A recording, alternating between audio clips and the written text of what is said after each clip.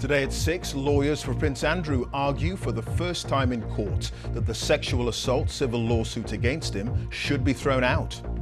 They say he can't be sued because of an agreement signed by his accuser, but some believe there's no good outcome for the prince. In a way, what happens in this case doesn't matter. The damage has been done. When it comes to Prince Andrew, one has to say that one can see no role in royal life for him in the immediate future or the intermediate future. The judge in New York says he'll deliver a decision soon. Also on the programme, Boris Johnson warns of challenging weeks ahead as daily COVID cases hit another record high, but says the booster rollout is working. We have a good chance of getting through the Omicron wave without the need for further restrictions and without the need, certainly, for a lockdown. One of the most prominent women tech billionaires is now a convicted fraudster. Elizabeth Holmes faces jail for conning investors. And justice at last. More pardons for those convicted of past homosexual activity that's no longer illegal. Coming up in Sports Day later in the hour on the BBC News channel, we'll get the latest from Sydney ahead of the 4th test, with England's cricketers looking to salvage some pride from the Ashes series.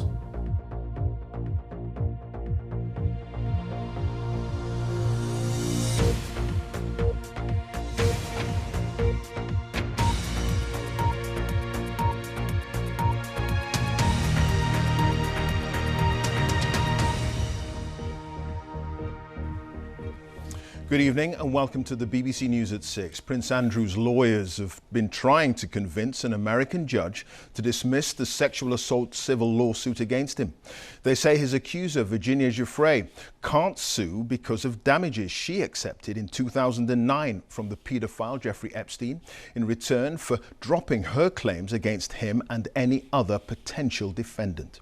Prince Andrew has consistently denied her allegations. Our royal correspondent Johnny Diamond has the very latest. She says she was sexually assaulted by Prince Andrew 3 times. He denies every allegation and says he can't remember meeting her. Today, his lawyers argued the whole case should be dismissed. The civil case rests partly on this meeting in London, a night when Virginia Giuffre, here aged 17, says she was forced to have sex with Prince Andrew. It's something the Prince has consistently denied. You can say categorically that you don't recall meeting Virginia Roberts, dining with her, dancing with her at Tramp, or going on to have sex with her in a bedroom in a house in Belgravia.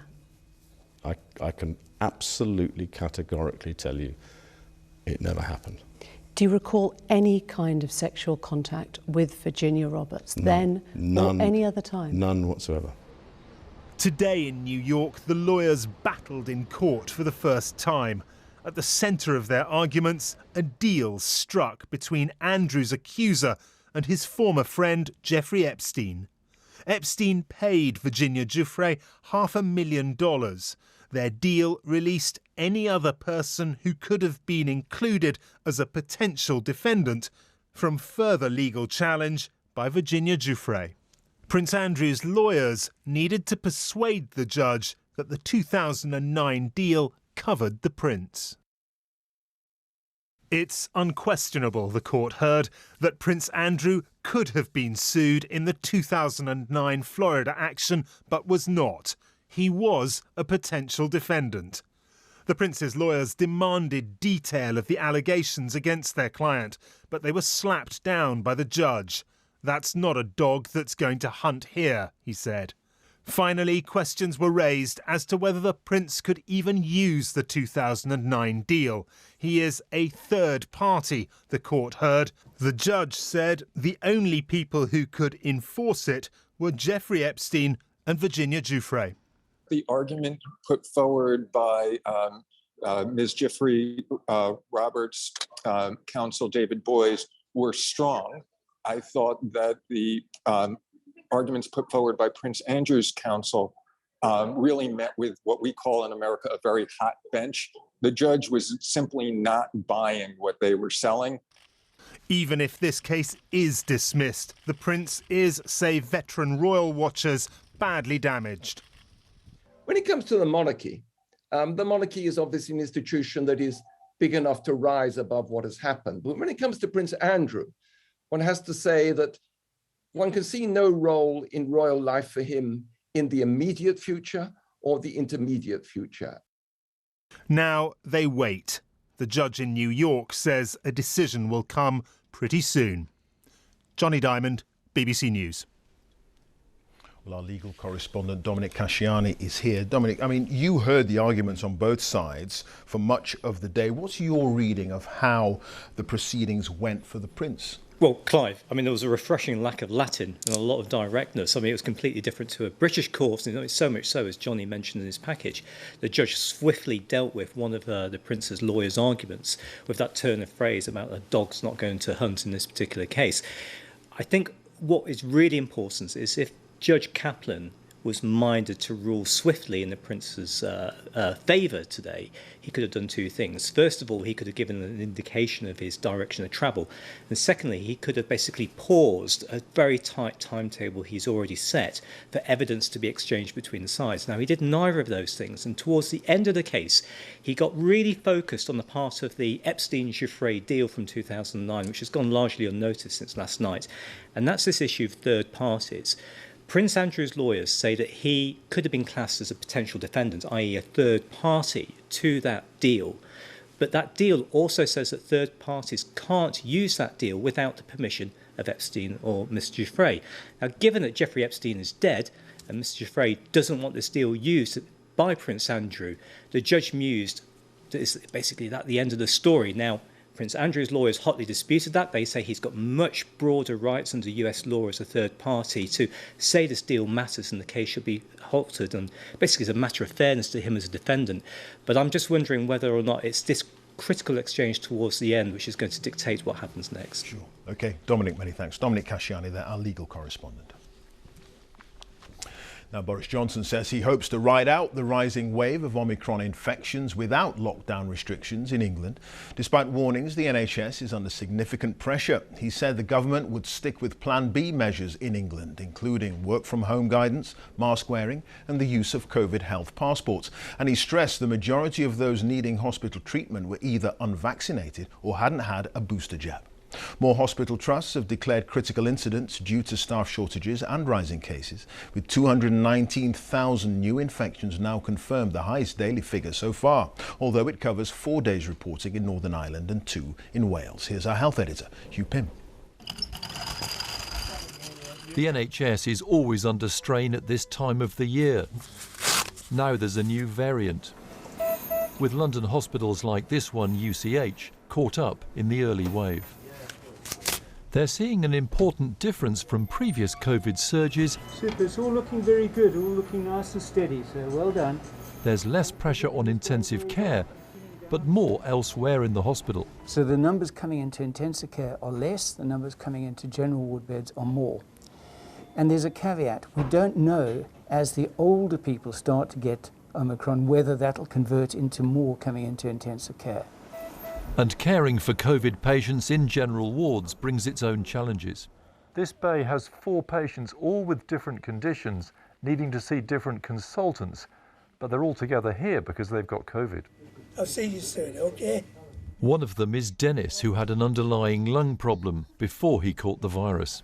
Well, considering I was near death's door, they've put me back. I feel good. I feel really good.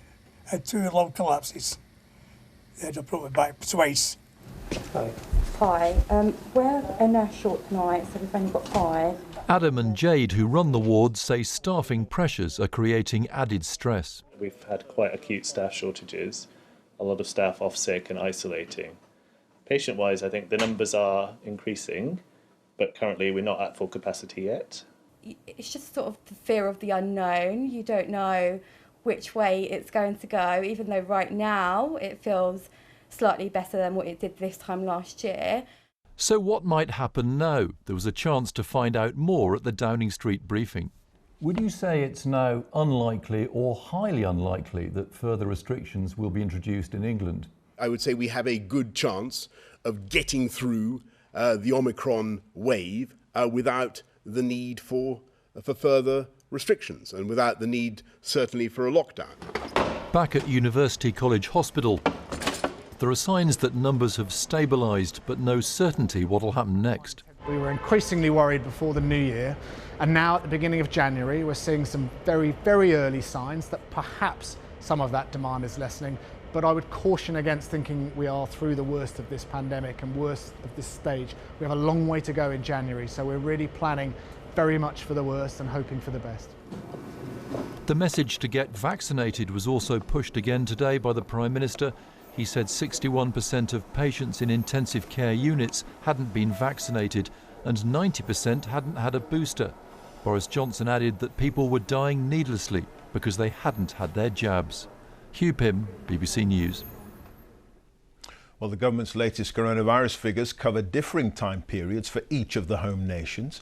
There were 218,724 new infections recorded in the latest 24-hour period, which is another record for the UK. On average, there were nearly 181,411 new cases reported per day in the last week. 48 deaths were recorded. That's of people who died within 28 days of a positive test, which means that on average in the last week, 130 deaths were announced every day. The latest figures show there are 14,126 people in hospital with COVID. On vaccinations, over 34.3 million people have had a booster jab, which means 59.8% of those aged 12 and over have now had 3 vaccine doses. Well, our health editor, Hugh Pym, is with me now. Hugh, record infections, over 200,000 in a day, yet no further restrictions. What's the government's thinking on this? Yes, Clive, a big increase on those daily reported cases. But we do have to say it's the first time since New Year's Eve we've had data from all the nations of the UK. There's been some catching up done because of the bank holiday. Even so, it's a big number, and Sir Chris Whitty made clear it would go higher from here. That is what they're predicting with Omicron. And there was quite a lot of rather cautionary notes today at the media briefing about things would get very tough, very challenging for the NHS over the next few weeks, with rising hospital admissions, more problems with staff absences, and the numbers would go up, even though not as high as in the previous wave. But the Prime Minister has gone further, I think, than before to say that actually he thinks there's a good chance that no further restrictions in England will be required, that they can ride it out. And he's very much emphasising, and was today, continuing to push the message that what's important is that those who haven't had boosters should go out and get them, that is one of the main weapons at this stage. But of course, he's chosen a different course from the other nations of the UK, which have tightened restrictions in recent weeks. OK, Hugh, many thanks. Hugh Pym, our health editor. Millions of pupils across England and Northern Ireland have gone back to school today amid concerns over staff shortages caused by COVID infections. In England, secondary school students have taken tests on site before returning to lessons, and masks are being reintroduced in classrooms. But education unions warn it's likely some groups of pupils will have to be sent home to learn remotely. Here's our education editor, Branwen Jeffries. Both teachers, Martin and Lucy, got COVID at the same time last term. Lucy ended up in hospital for a night. We had talked about the amount of risk that we were in comparison to other people, I suppose, so children in different schools, myself and Lucy both being teachers. I think we're on plan C, D, E and F at the minute. Mark, a secondary head teacher, had a third of his teachers off at one point, so they brought back face masks in classrooms, a precaution reintroduced for teenagers across England. Communication in classrooms is impacted. I've got a couple of classes at Artec. I'm well aware of the difficulties that teachers and students face, but in my view it's a short-term measure for impact to do with people's health. So we will continue to adapt and be fleet of foot in our approach, I think. Today, tests on offer in England's secondary schools. Then pupils are asked to test at home like the rest of the UK. For these teenagers in Stoke, tests and masks are trade-offs. I think that face-to-face teaching is obviously always the most important aspect of school, because we, online you can't get the same sort of support from teachers. I think it's just a case of like cracking on with it, because like if it's going to affect our education, I think you just wear it, yeah. It's just a bit stressful because it's always like on my face and I can't really breathe.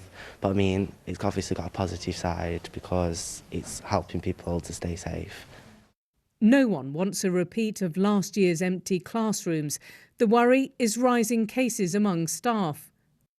There are some big differences from last year.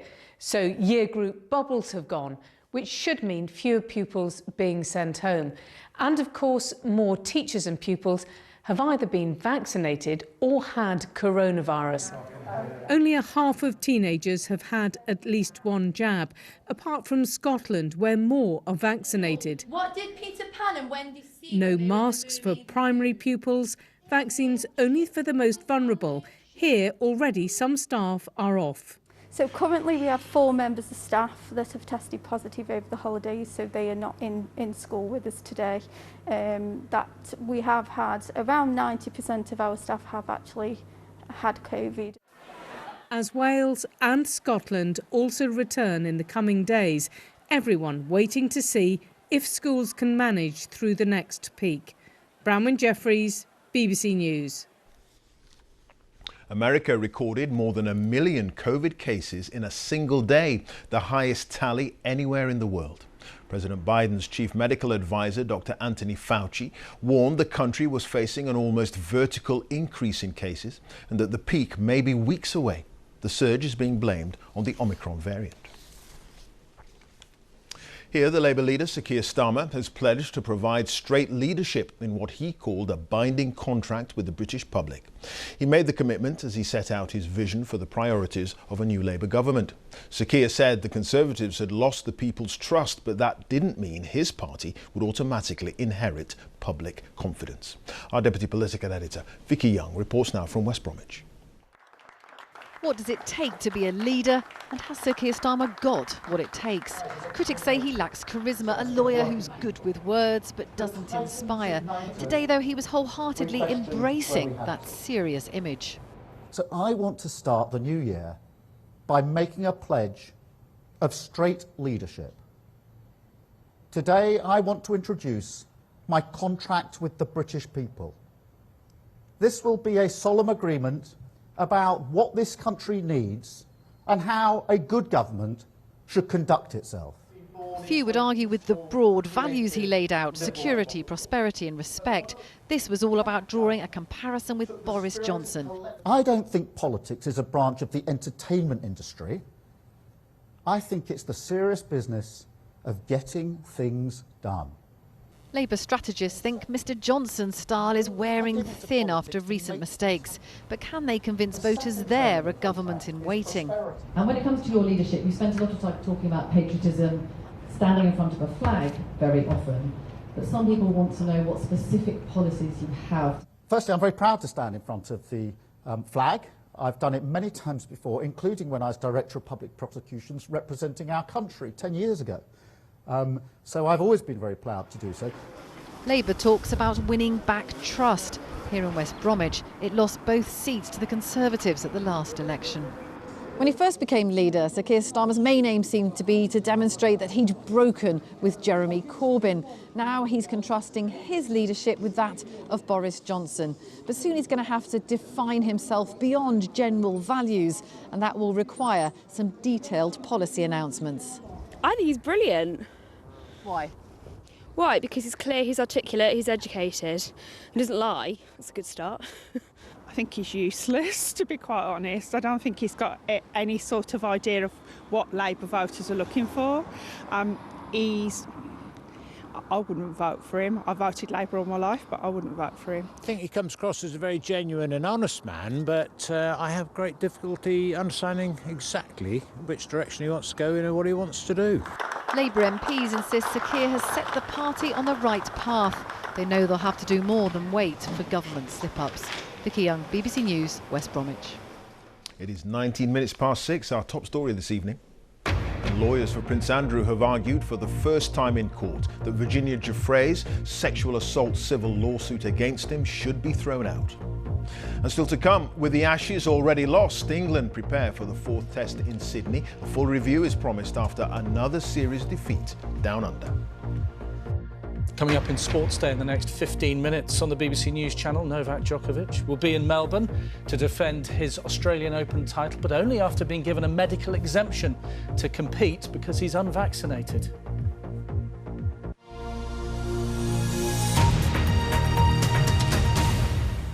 A tech entrepreneur who became a billionaire by claiming her health company could diagnose a range of medical conditions with a simple blood test has been found guilty of fraud. A jury in California convicted Elizabeth Holmes of tricking investors when a newspaper revealed her blood test machines didn't work. Here's James Clayton. And we'd like to see a world in which every person gets access to this type of basic testing. Elizabeth Holmes had a vision that turned her into a billionaire, that she could create a machine that she called the Edison that could detect hundreds of diseases with just a few drops of blood. The pitch convinced some very important people. Media tycoon Rupert Murdoch invested. Bill Clinton was a fan.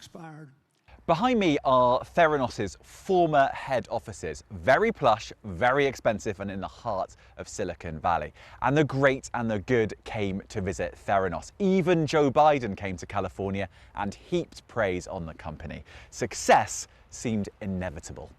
Do you have anything to say? Yet Holmes is now facing a lengthy prison sentence as a convicted fraudster, an astonishing fall from grace. This is my certificate for Theranos showing my shares, and it was actually signed by Elizabeth Holmes. Eileen LaPera was a secretary in Silicon Valley. She heard about this amazing new company.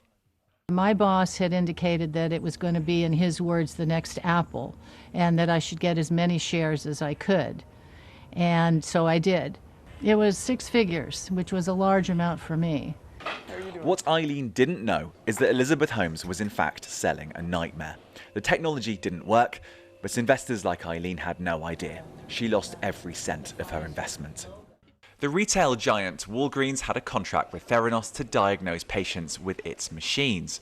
However, the court heard that Theranos wasn't using its Edison machines, but was instead using openly available diagnostic equipment. The court also heard that some patients had been misdiagnosed.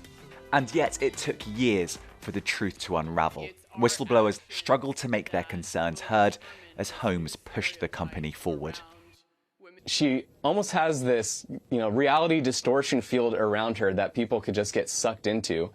Even when I was working with the product every single day, seeing it fail time after time after time, I could go have a 5-minute conversation with Elizabeth and feel like I was saving the world again. Elizabeth Holmes has argued at trial that she had always attempted to create a genuine product that worked and that she never intended to commit fraud.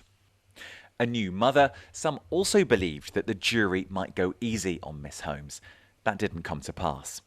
What happened behind those closed doors has led to a lot of introspection here in Silicon Valley. But there's still a culture of faking it till you make it here. And until that changes, people worry that what happened in Theranos could happen again. James Clayton, BBC News. More people will be entitled to automatic pardons for past convictions for consensual homosexual activity. That is now no longer illegal. The Home Secretary, Priti Patel, says she hopes the revised scheme would go some way to righting the wrongs of the past. However, campaigners say the list of crimes for such pardons is still too narrow. Here's our Home Editor, Mark Easton. 40 years ago, Terry Stewart was fined £20 for chatting up gay men, importuning in the legal jargon of the time. He's always claimed he was framed for being an activist. The law itself has long been repealed, but as a sex offence, the conviction has stayed on his file from that day to this.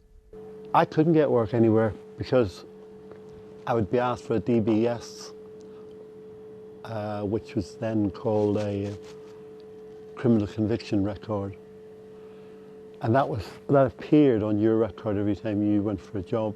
There is now a possibility you could be pardoned. How do you feel about that? They're pardoning you for something you didn't do. The law itself was a homophobic law. Public attitudes towards homosexuality have changed beyond recognition since the late 70s and early 80s, when police patrols in London's Soho would target gay men. While people have been able to apply to have historical same-sex sexual convictions and cautions disregarded since 2012, the government thinks the rules are still too narrow. They want the pardon scheme to be expanded to cover any offence, civilian or military, involving consensual sexual activity. David Bonney believes he's the last man ever to be jailed for being gay in Britain. He was serving with the RAF in 1993 when he was sent to prison for homosexual activity. He's unhappy that the proposed reforms require him to apply to clear his name. It's still down to me, who's the victim, of a bully, to go to the bully and ask the bully to forgive me. They can find me, I'm on the electoral register, they can seek me out and they can sort it out. The pardon scheme for gay men became known as Turing's Law after the World War II codebreaker Alan Turing, who killed himself after being convicted of gross indecency. Launched in 2012, it was thought around 15,000 men might be eligible to have convictions disregarded. But almost a decade on, and only 485 people have applied, of which only 198 have been officially pardoned.